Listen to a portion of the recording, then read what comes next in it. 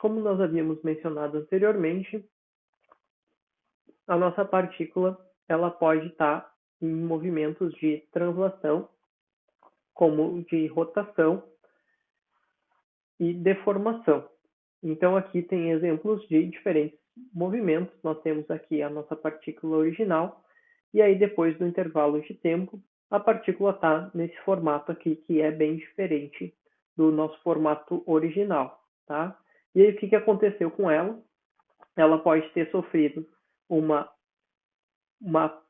rotação, tá? Ela pode ter rotacionado nesse sentido aqui.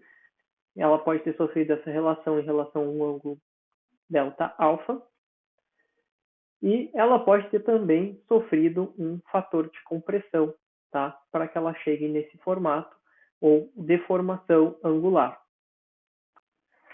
E aí, como nós vimos anteriormente, a rotação de uma partícula ela pode ser dada em função de uma quantidade vetorial, como ômega, que a gente tinha definido que era a nossa velocidade angular. Vocês já conhecem bem da unidade anterior.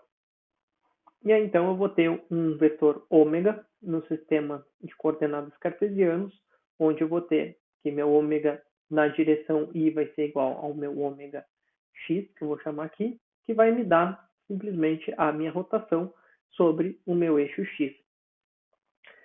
Enquanto que na minha componente j, meu ômega y vai me dar a minha rotação sobre o meu eixo y, e em k, meu ômega em k vai me dar a minha rotação sobre o meu eixo x, tá? Então aqui a gente está mostrando apenas uma rotação sobre o meu eixo x. E aí, cuidado, que por definição, a rotação se dá sempre no sentido anti-horário, tá? Então, o meu delta alfa, que é esse vetor aqui, que vai estar rotacionando, essa minha variação angular, delta alfa, ela vai ser positiva no sentido anti-horário e negativa no sentido horário, tá? E isso segue a regra da mão direita, tá? Então, se vocês tiverem a rotação aqui, que vai ser dada pelo produto vetorial, e aí vocês podem utilizar a regra da mão direita para saber o que é positivo e o que é negativo, tá? E aí, como que a gente pode calcular, então, os meus ângulos alfa e beta, que são as medidas de rotação aqui que eu tenho da minha partícula, tá? Aqui, no caso, meu ângulo alfa, meu ângulo alfa e meu ângulo beta, que são os ângulos de rotação dessa minha partícula, tá? E a resposta é que a gente pode usar a rotação média de alfa e beta, de modo que no sentido horário da partícula, o corpo rígido é dado por alfa menos beta divididos por 2, tá? Então a rotação média, eu tenho beta porque menos aqui, porque vocês podem observar aqui que o meu beta está num sentido e o meu alfa está no outro sentido, tá? Então essa alfa daqui, ela variou beta, e essa daqui variou alfa. Só que aqui no sentido anti-horário ela está positiva, e no sentido anti-horário ela está negativa, e no sentido horário ela vai estar negativa, tá? Então, se eu somar alfa com beta, eu vou ter aqui mais alfa mais menos beta, que vai me dar menos beta, então, tá? Então, aqui a média é a soma de alfa mais menos beta divididos por 2, que vai ser a média da minha rotação, tá? E aí, se a gente utilizar, então, os valores para alfa e beta, no meu lado aqui, por exemplo, no meu lado OA, tá? Que é esse daqui. Esse lado aqui, que é o que eu chamo de delta X, ele vai estar representado por essa minha deformação ao longo de OA, tá? E aí, então, ao longo de OA, essa minha deformação aqui vai ser dada por alfa, tá? Essa minha rotação vai ser dada por alfa, tá?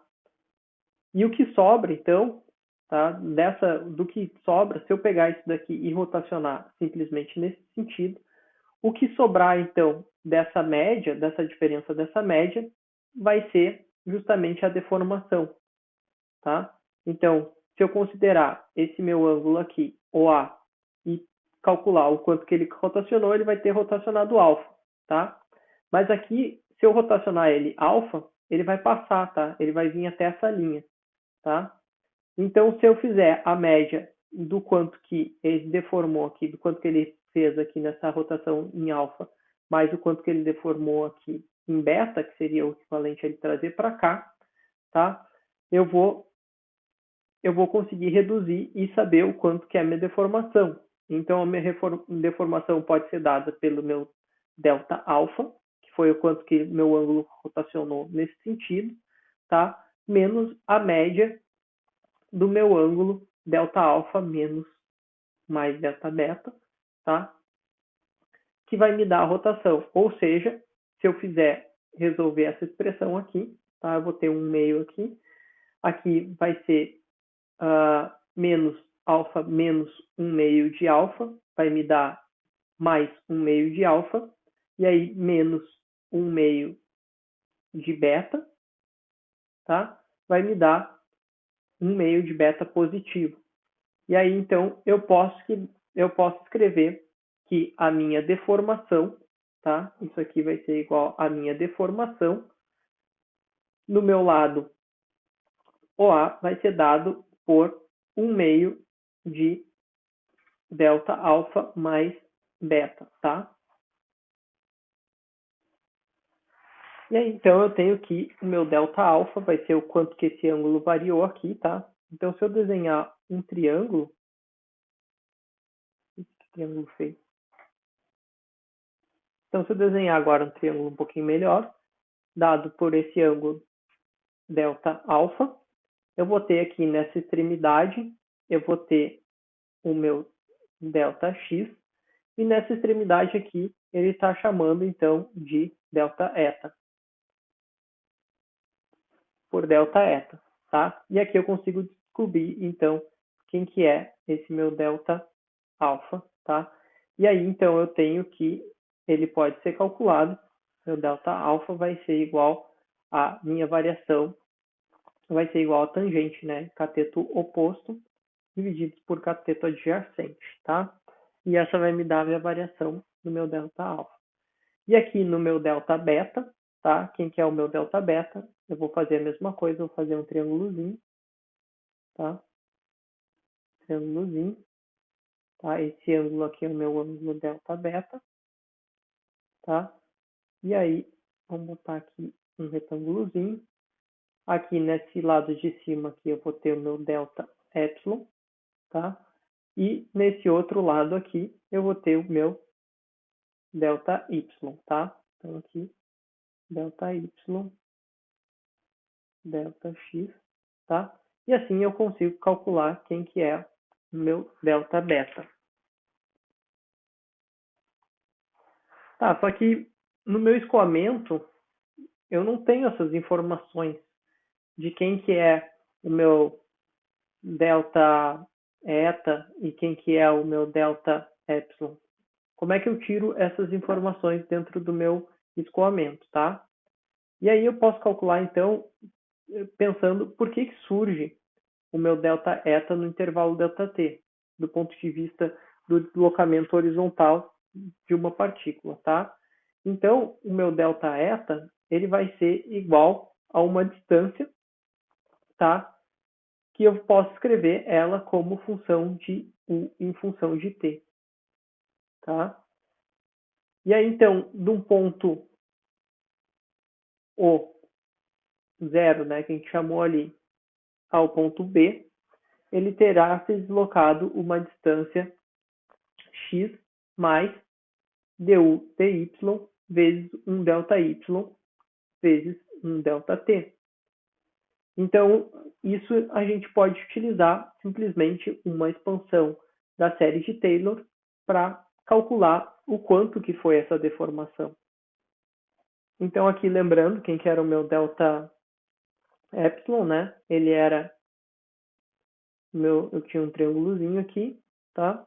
Meu ângulo delta beta e o meu delta epsilon ele estava aqui nessa posiçãozinha aqui, tá? E aí como é que eu vou escrever ele? Eu vou escrever a partir de uma expansão da série de Taylor de primeira ordem. Aí eu vou escrever então que vai ser o meu u mais o meu du dy, tá? Aqui eu tinha o meu eixo y, né? O meu dy, tá? Vezes o meu delta y, desculpa, que era o meu delta y, vezes o meu dy, tá? Então, ao longo de delta t, que foi o que causou o tempo que demorou para causar essa deformação, tá? Menos quem? Menos a minha variação de u em relação a t, tá? Porque eu vou ter do instante inicial menos o instante final, tá? E a mesma coisa eu vou aplicar, então, para delta eta, né? Quem que era o meu eta? A gente tinha calculado aqui, daqui eu tinha o meu delta alfa, tá? E aqui eu tinha o meu delta eta, tá? E aqui eu tinha o meu delta x, tá? E aí, como eu estou trabalhando nesse sentido aqui, eu vou escrever meu dv dx como meu delta x e o meu delta t. E aqui eu vou ter minha componente v da velocidade, tá? E aí, então, como resultado, eu vou poder escrever o meu delta epsilon vai ser igual ao meu du dy vezes o meu delta y vezes delta t, tá? Se a gente pensar num escoamento, tá? Que tem um perfil de velocidade, aquele escoamento clássico que a gente fez das placas já, até caiu na prova de vocês, né? Aquele escoamento clássico, tá? Eu tenho o meu escoamento U ao longo de Y, tá? E esse meu escoamento U em relação a Y, se eu considerar um instante inicial, que eu tenho um cubinho dessa forma, tá?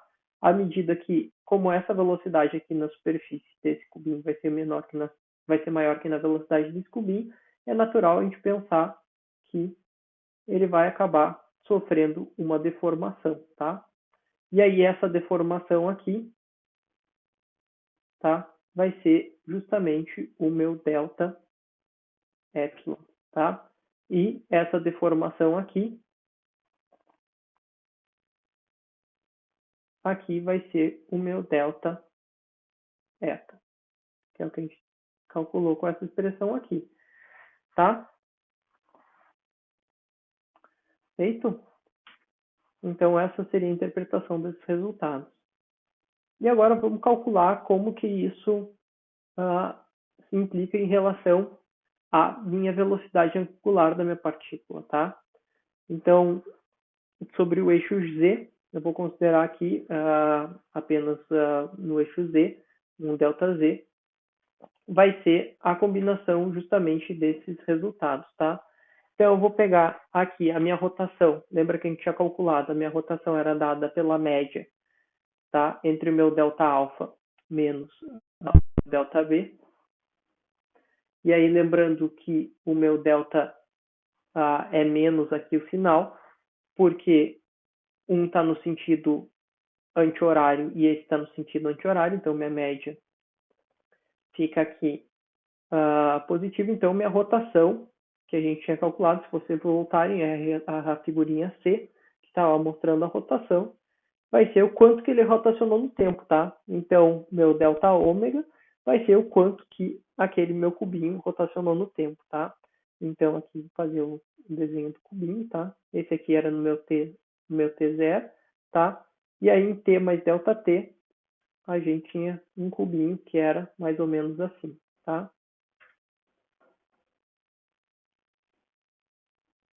Então, T mais delta T, e eu quero saber justamente o quanto que ele rotacionou, tá? Aqui eu tenho o quanto que ele rotacionou, aqui eu tenho delta alfa, e aí o quanto que ele rotacionou vai ser igual a 1 meio de delta alfa menos delta beta, tá? E aí, então, quem que é o meu alfa, quem que é o meu beta? eu posso escrever eles em função das minhas componentes de deformação, que é o meu delta eta e meu delta x, tá? Lembrando então, né, aqui para o meu alfa, meu delta alfa, tá? Aqui eu tinha o meu delta eta e aqui o meu delta x, tá? E na minha outra situação, eu tinha aqui o meu delta beta, aqui eu tinha o meu delta y e aqui era o meu delta epsilon, tá? E aí, então, a partir dessa relação trigonométrica, eu consigo reescrever essa expressão aqui, substituindo meu delta alfa por delta delta, para ter a minha relação de distorção, tá? E a gente tinha calculado agora, se vocês voltarem em um slide, quem que era, então, o meu eta e o meu epsilon, meu delta eta e o meu delta epsilon em função do meu escoamento, né?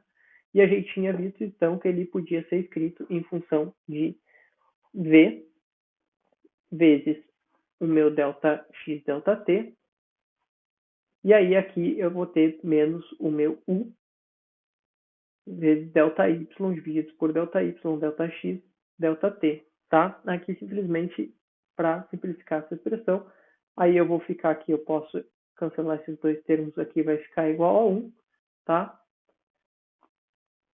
E aí então eu vou ficar com 1 meio de dv dx menos du dy, tá? E assim, então, se eu fizer que o meu ΔT tende a zero, tá? Divididos por ΔT, aqui, aqui, aqui, vai cortar, né? Então, eu fico que o meu ΔZ, que vai ser a minha rotação, tá? Lembrando que é dado pela regra da mão direita, tá? Então, mesmo que eu vou estar rotacionando no meu eixo x e y, e eu vou obter uma rotação em z, tá? Vai ser o v vezes u, né? Vai me dar uma rotação no sentido w, tá? E aí, analogamente, eu posso obter as outras expressões, tá? Posso fazer a mesma forma de raciocínio, e aí eu vou obter, então, como é resultado genérico, que não definiu nenhum alfa, nenhum beta específico, não é nenhum valor específico definido, a gente vai obter, então, para o meu delta, para o meu ômega em x, ele vai ser em função o quanto que o meu w vai estar variando em relação a y e o quanto que o meu v vai estar variando em relação a z, tá? E o meu ômega em y vai ser igual ao quanto que o meu u vai estar variando em relação a z, menos o quanto que o meu w vai estar variando em relação a x, tá? Então, é um resultado genérico que pode ser aplicado para qualquer situação que a gente quiser calcular a nossa rotação, o quanto que rotacionou essa minha partícula no fluido. Dessa forma, então, eu posso reescrever essa expressão para ômega, e aí, então, meu ômega vai ser quem? Vai ser 1 meio de I, e aí que eu vou ter a minha quantidade de rotação em I, tá? Que a gente tinha calculado. Isso aqui vai ser meu ômega x, meu ômega y, não é w, tá? É ômega, tá? E meu ômega z, tá? Assim a gente obtém a nossa expressão para um fluido em rotação. E claro que eu posso simplificar essa expressão, né? Eu posso escrever ela em função do meu operador nabla, produto vetorial V, tá? Quem que é esse produto aqui, tá? Esse produto aqui vai ser o meu nabla produto vetorial V. Como é que a gente faz esse produto? Tá? Eu ficaria com I, J, K unitários, tá? Aí vezes o meu rotacional, o meu nabla, D, dx, D, dy, D, dz, tá? E aqui eu ficaria com U, V e W, tá? E aí vocês vão multiplicar aqui, eu vou ficar com D, dy vezes W, tá? D, dy vezes W. Na minha direção J eu vou ficar, então, com D, dz vezes U, du, dz, tá? Na direção K eu vou ficar com D, dx de V, D de V em relação a X, tá? E aí, menos, então, vocês podem utilizar aqui essa regra, né? Vai ficar I vezes dz dv, tá aqui, J vezes o meu dx dw, vezes W, né? Tá aqui. E em K vai ficar o meu D, dy de U, tá? Tá aqui, tá? Então, aqui comprovada essa expressão, tá? Aqui tá errado isso aqui, né? Isso aqui seria ômega V, tá? Agora sim tá certo, tá? Então, aqui, ômega ficaria igual a 1 meio do meu rotacional do meu campo de velocidade V, tá? Como eu mostrei para vocês ali, lembrando que como que a gente calcula o rotacional, e aí cada termo do rotacional, quando a gente multiplicar por V, ele vai estar apontando numa diferenciação própria, tá? Aí eu vou ter o produto vetorial, meu nabla é um vetor, meu V é um vetor, e o meu resultado, então, vai ser um vetor, e vai ser o meu vetor ômega. E ele vai estar, aí para calcular, saber a direção que ele vai estar, vai ser a direção, vocês vão seguir a regra da mão direita, tá? E esse termo também é muito utilizado para calcular a vorticidade, que é a propriedade, que é o quanto que esse meu fluido tende a rodar. E a vorticidade, ela é dada simplesmente pelo rotacional do meu campo de velocidade. Isso vai me dar o quanto que ela tende a rotacionar, o quanto que o meu campo tende a rotacionar. E aí, essa expressão, assim, sempre que vocês verem, ela pode ser reescrita em função de ômega como 2 vezes ômega, tá? Então, simplesmente passando esse sinal para cá. E outra forma de escrever esse vetor, vorticidade, é em função, que é muito utilizado em alguns livros, tá? É esse vetor aqui, zeta, tá? Então, o meu vetor zeta, vorticidade, ele também é chamado do rotacional do meu campo de velocidade V. Tá? E assim a gente obtém as características do meu campo de velocidade para um fluido quando ele estiver exercendo qualquer tipo de rotação. E de forma análoga, a gente também pode escrever ele em coordenadas cilíndricas, tá? Aí para calcular em coordenadas cilíndricas, tá? Vocês vão ter o rotacional de V, aí vocês vão ter que modificar toda a expressão, tá? Aqui eu vou ter, então, o meu ER, tá? Aqui eu vou ter o meu E θ, e aqui eu vou ter o meu E Z ou K, tá? Aí depende de como vocês quiserem chamar, tá? Aí aqui vai ficar 1 sobre R dr, tá? E aí vocês vão fazer essa multiplicação, e aqui o meu vetor V também vai ficar como meu V de R, meu V de θ e o meu V de Z, tá? E aqui vocês vão ter que substituir aqui 1 sobre R, aqui vai ficar 1 sobre R de θ, e aqui vai ficar d dz, tá?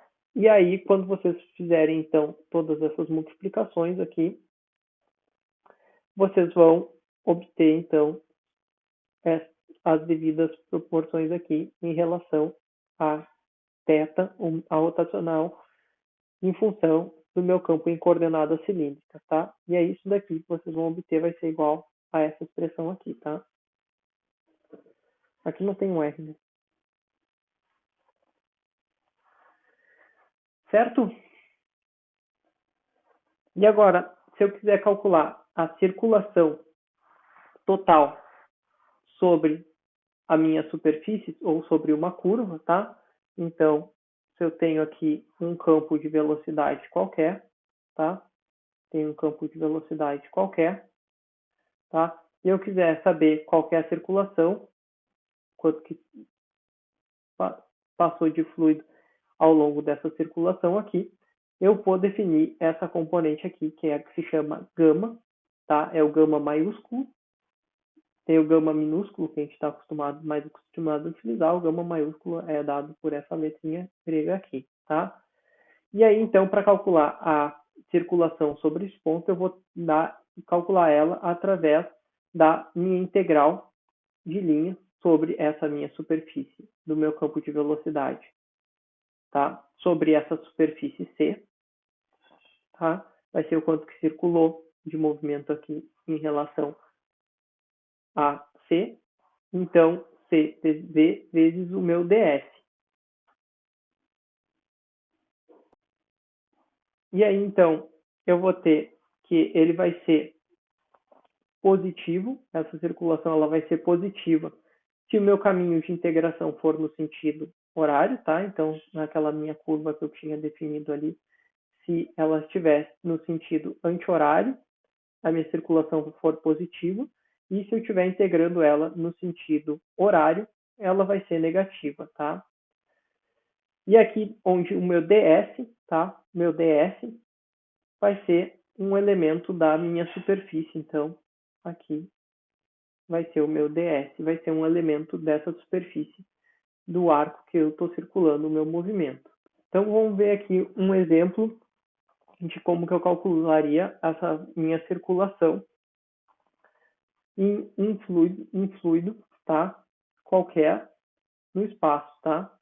Então eu vou calcular a circulação sobre cada elemento dessa minha superfície. Então eu vou calcular primeiro de O até A, de A até C, de C até B e de B até O novamente para fechar essa minha integral, tá?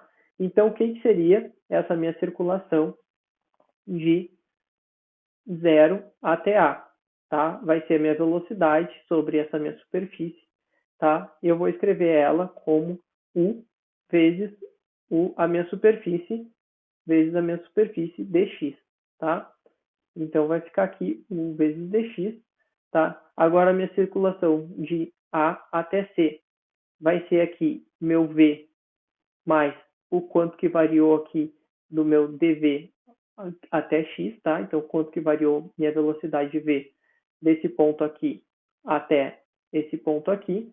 Aí vai ser dado por v mais o meu dv dx vezes o meu ΔX, tá?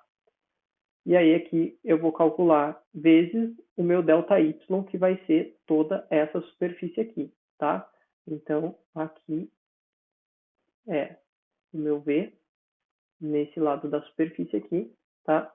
Aqui o meu U, na verdade aqui é o meu V, e aqui é o meu ds, tá? E aqui é o meu ds, tá? Agora eu vou pegar essa parte da curva aqui, tá? Essa parte da curva aqui vai me dar, então, aqui, quem que vai ser o meu V, meu vetor V. Meu vetor V aqui ele vai ser dado pela minha componente U apenas, tá? Então, quem que vai ser U? Vai ser U mais o meu du dy, tá? O quanto que variou a minha velocidade U daqui até aqui, vezes o meu ΔY aqui. E aqui vai ser o meu ds dessa superfície, que é o meu dx, tá?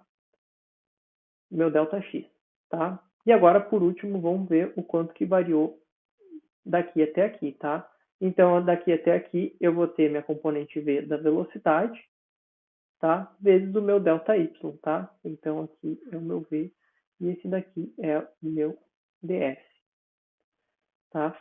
Agora, se eu juntar, então, todas essas expressões, eu vou verificar que eu vou ter o meu du sobre o meu dx menos o meu du dy, tá? Vezes o meu ΔX vezes o meu ΔY, tá? E quem que era essa expressão aqui? Eu vou voltar no slide anterior para a gente lembrar. A gente tinha visto aqui que essa expressão aqui, tá? Era o meu WZ, tá? Então, era meu rotacional de Z, tá? Vezes 2, né?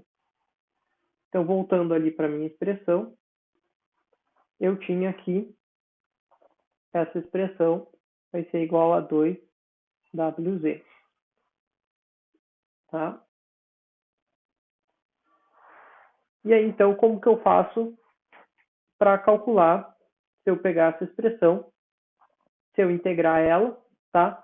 Eu vou ter a minha integral sobre a minha área de 2WS vezes o meu dA. E quem que é o meu 2WS? Vai ser o meu rotacional, vai ser o meu vetor rotacional ao longo de Z, tá? E essa relação aqui é conhecida como teorema de Stokes, tá? É um teorema muito utilizado para relacionar uma integral de superfície fechada, uma circulação, com um rotacional em uma superfície dA, tá? Então, é um teorema muito utilizado. E assim a gente consegue derivar o nosso rotacional, a nossa circulação, sobre a nossa superfície, como a integral de área sobre a nossa superfície de controle do nosso rotacional.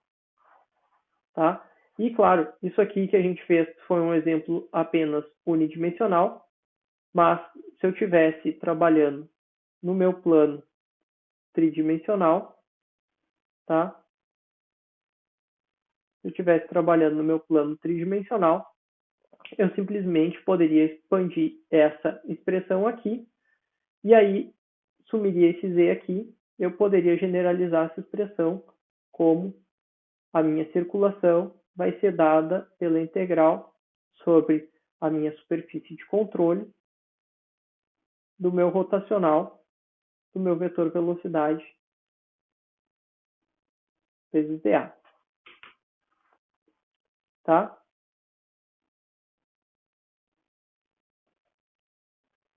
Vamos ver então o que isso representa na prática, tá? Então vamos pegar aqui o exemplo para um fluido em rotação, que é dado no exemplo 5.6 do livro do Fox. Então ele começa falando, considere campos de escoamento em um movimento puramente tangencial, entre parênteses, linhas de corrente circulares, 2 pontos, VR vai ser igual a zero e o meu Vθ vai ser igual a uma função de R. E aí ele pede para avaliar a rotação e a vorticidade e a circulação para a rotação de um corpo rígido, um vórtice forçado. E aí depois ele pede para mostrar que é possível escolher uma função FR de modo que o escoamento seja irrotacional, ou seja, o meu V produto vetor, o meu nabla produto vetorial V vai ser igual a zero, vai produzir um vórtice livre. Vamos ver o que é esse vórtice livre. Então vamos ver a primeira coisa que o problema pede, né? Para avaliar a rotação, a vorticidade e a circulação, tá? Então a rotação vai ser o meu ômega, que vai ser igual a 2 vezes a minha vorticidade, tá? Que vai ser igual ao meu nabla vezes o meu V, tá? Então vamos escrever isso em coordenadas cilíndricas e ver o que acontece. Então aqui eu vou pegar e simplesmente aplicar a nossa equação rotacional, tá? E aqui, como a gente está fazendo uma circulação apenas no plano θ e R, tá? Pela regra da mão direita, isso vai me dar uma circulação ao longo de EK, tá? Então, aqui eu vou ficar com EZ, tá? Aqui vai me dar EZ, tá? EZ multiplicados por 1 sobre R de θ vezes VR. Não, desculpa, isso aqui é a parte negativa, né? Então, aqui vai ficar aqui EZ multiplicados por 1 sobre R dr de R Vθ, tá? De R Vθ, tá? Que vai ser apenas função de R, que a gente tinha visto ali. E desse lado aqui eu vou ficar com menos 1 sobre R dθ de VR, tá? E aí eu escrevi essa função aqui, isso tudo no eixo EZ, porque ele me dá aqui que ele é puramente tangencial às linhas de corrente circulares no meu plano VR e Vθ. Então nem preciso calcular nos outros planos aqui, porque se é um movimento plano, tá? Ao longo do plano R e θ, obviamente eu vou ter apenas uma função aqui em relação a EZ, tá? E isso aqui, então, vai ser igual a 2 ômega z, que vai ser igual, então, a minha circulação, a minha vorticidade, tá? E agora, então, quem que é a minha circulação? A minha circulação eu tinha definido por gama, que vai ser igual à integral sobre minha superfície. A minha superfície de quem? De meu V no meu rotacional, tá? E meu dA. Mas antes disso, vamos fazer a parte mais divertida do problema, né? Aqui eu tenho que meu V em R é igual a zero, tá? Então isso aqui vai ficar igual a zero. E aqui, então, eu vou ter que meu V de θ é uma função de R, tá? Então, isso aqui vai ser diferente de zero, tá? Aqui meu V de θ vai ser uma função de R, então isso daqui vai ser diferente de zero. E quem que é o meu Vθ? Então, se a gente pegar um movimento retilíneo, um movimento circular uniforme, a gente tem que eu posso escrever que o meu Vθ vai ser igual a R vezes ômega, tá? Onde ômega aqui é a minha velocidade angular, tá? Que vai depender do raio que a gente está. Então aqui eu vou reescrever essa expressão. Eu vou ficar aqui o meu 2 ômega z vai ser igual a minha vorticidade, que vai ser igual a 1 sobre R, meu dr, de R vezes ômega, vezes divididos pelo meu dr. E é isso aqui, então, vai me dar R ao quadrado vezes ômega. Ômega vai ser constante aqui. Então, a minha derivada em relação a R de R ao quadrado vai ser 1 meio. Desculpa, aqui vai ser 2, né? Vai ficar, então, 2 divididos por R. O 2 saiu dessa derivada, vezes R vezes ômega, tá? E aqui, R eu posso dividir por ômega. Isso aqui vai me dar, então, 2 ômega. Logo, meu ômega z vai ser igual a ômega. E a minha vorticidade vai ser igual a 2 vezes ômega. Tá? Isso responde à primeira parte. Agora vamos ver, então, o que a gente pode falar em relação à circulação. Então, aqui a minha circulação vai ser igual à integral sobre superfície de V do meu rotacional de VdA, que vai ser igual à integral sobre a minha superfície, tá? De 2 vezes ômega vezes dA. E aí, como o meu ômega é constante, tá? Eu vou ficar que isso aqui vai ser igual a 2 vezes ômega integral sobre A dA. E a integral de A dA é igual à minha área, né? Então, eu vou ficar que isso aqui tudo vai ser igual a 2 vezes ômega vezes A. Aí depende qual que vai ser a área, tá? E aí, para a minha situação B, para minha situação B, ele pede que é possível escolher um F de R de modo que esse escoamento seja irrotacional. Então, o meu rotacional de V vai ser igual a zero, logo eu vou ter que 1 sobre R de dr de R vezes dθ vai ser igual a zero. E aí, para que isso seja igual a zero, tá? Para que isso seja igual a zero, meu R vai ser diferente de zero, obviamente, né? Porque se for a zero ele tenderia ao infinito, tá? Então, a única forma disso ser igual a zero é se meu dr de R vezes V de θ, se isso daqui for constante, tá? Então, se R vezes V de θ for igual a constante, tá? Logo, isso aqui vai ser igual a zero e meu fluxo vai ser rotacional.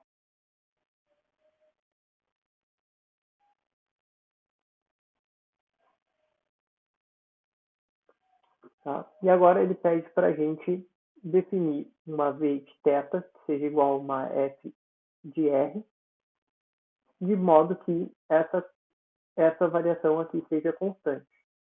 E aí eu posso escrever então que meu V de θ vai ser igual a uma constante divididas por R, tá? Que isso aqui vai ser então uma função de R, né?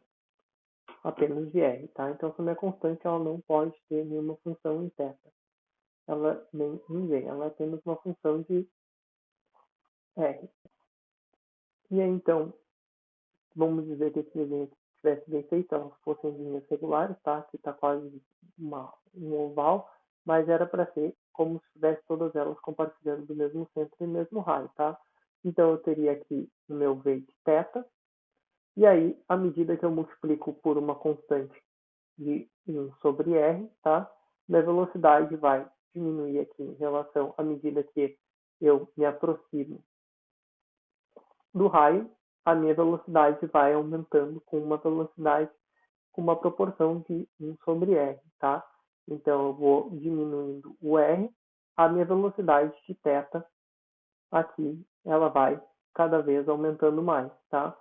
E as linhas de corrente, elas vão começar, se a velocidade vai aumentando, as minhas linhas de corrente vão cada vez ficando mais próximas, e à medida que o meu R vai se afastando, tá? Eu vou cada vez criando linhas de correntes mais afastadas, tá? Então, essa seria a interpretação dessa minha relação, e assim eu vou produzindo vórtices, mas de forma que eles seriam irrotacional.